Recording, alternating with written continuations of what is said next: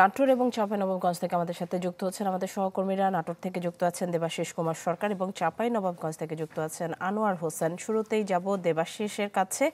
দেবাশিস, এই ধর্মঘটের কারণে যাত্রীদের দুর্ভোগের খবর জানতে চাই।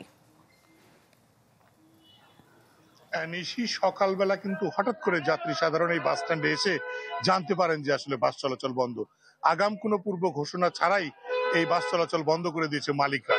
কিন্তু এর আগে যতবার শ্রমিকরা ধর্মঘট করেছিল, শ্রমিকরা কিন্তু আগাম একটা তারা আলটিমেটাম দিয়েছিল যে এতদিনের মধ্যে আমাদের যে মজুরি যদি বৃদ্ধি করা না হয় তাহলে আমরা আন্দোলনে যাব। কিন্তু এই মালিকরা যখন গাড়ি বন্ধ করে দেয়, তারা কিন্তু শ্রমিকরা যেটা অভিযোগ করছেন যে মালিকরা বেতন বৃদ্ধির আশ্বাস দিয়েছে এবং সেই অনুপাতে তাদের চুক্তিও হয়েছে, কিন্তু হঠাৎ করে তারা কাজে যোগ দেওয়ার পরে মালিকরা আবার বলতে শুরু করেছেন যে পূর্ণ বেতনে কাজ না করলে আমরা বাস বন্ধ রাখবো।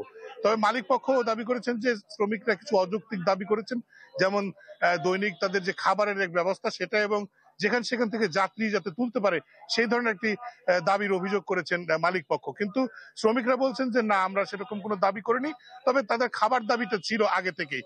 এবং যারা যে একতা ট্রাভেলস যেটা এখন পরিবহন চলাচল করছে তাদের সাথে সমন্বয় করে বেতন ভাতা দিয়ে নির্দিষ্ট করার জন্য চুক্তি হয়েছিল, কিন্তু সেই চুক্তি তো বাস্তবায়ন হয়নি, উপরন্তু বাস বন্ধ করা হয়েছে। এর ফলে যাত্রী সাধারণের যে ভোগান্তি সেটা কিন্তু চরমে ধারণ করেছে।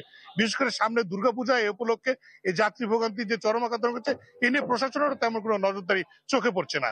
এই ছিল আর কি সর্বশেষ নিশি। দেবাশিস, ধন্যবাদ আপনাকে। এবার চাঁপাইনবাবগঞ্জ থেকে যুক্ত আছেন আনোয়ার হোসেন, তার কাছে যাব। আনোয়ার, আপনার কাছে কি খবর আছে যাত্রী দুর্ভোগের? হ্যাঁ নিশি, আসলে চলতি মাসে বেতন বৃদ্ধির দাবিতে শ্রমিকদের 2 দফা কর্মবিরতির পর এবার চাঁপাইনবাবগঞ্জ থেকে দূরপাল্লার বাস চলাচল বন্ধ করে দিয়েছেন খোদ বাস মালিকটা।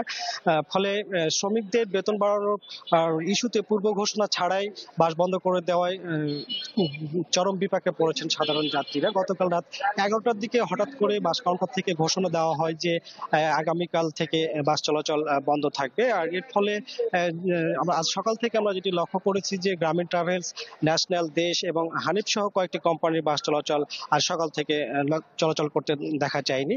তো এই মুহূর্তে আমি আছি ঢাকা বাস টার্মিনাল এলাকায়। এখানকার যারা সংশ্লিষ্ট রয়েছেন তাদের সাথে আমরা কথা বলেছি। তারা আমাদেরকে যেমনটি জানিয়েছেন যে এই ধর্মঘটের ফলে একতা ট্রান্সপোর্ট এবং লোকাল বাস ছাড়া অন্য সব দূরপাল্লার পরিবহন বন্ধ রয়েছে।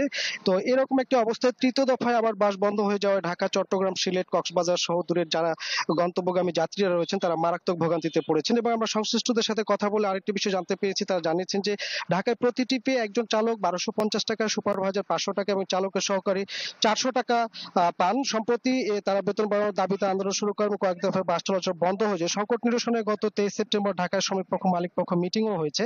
সেখানে সিদ্ধান্ত হয় যে প্রতি ট্রিপে একজন চালক 1750, সুপারভাইজার 750 এবং সহকারী যারা রয়েছেন তারা 700 টাকা পাবেন এবং আজ থেকে তা বাস্তবায়নের কথা ছিল। তার আগেই গতকাল রাতে বেশি টাকা বেতন দিবে না জানিয়ে মালিকরা বাস চলাচল বন্ধ করে দেয়। ফলে যারা সাধারণ যাত্রী রয়েছেন তারা যেমনটি আমাদেরকে জানিয়েছেন যে তাদের যেমন দূরে গন্তব্যে যেতে চরম অসুবিধা হচ্ছে। পাশাপাশি আপনি জানেন যে সামনে দুর্গাপুজো রয়েছে। এই দুর্গাপুজোয় এমনিতে বাস, ট্রাক, বাস, লঞ্চে এবং আনোয়ার হোসেন, ধন্যবাদ আপনাকে। দর্শক দেখছিলেন নাটোর এবং চাঁপাইনবাবগঞ্জ থেকে বাস ধর্মঘটের খবর জানাচ্ছিলেন আমাদের সহকর্মীরা।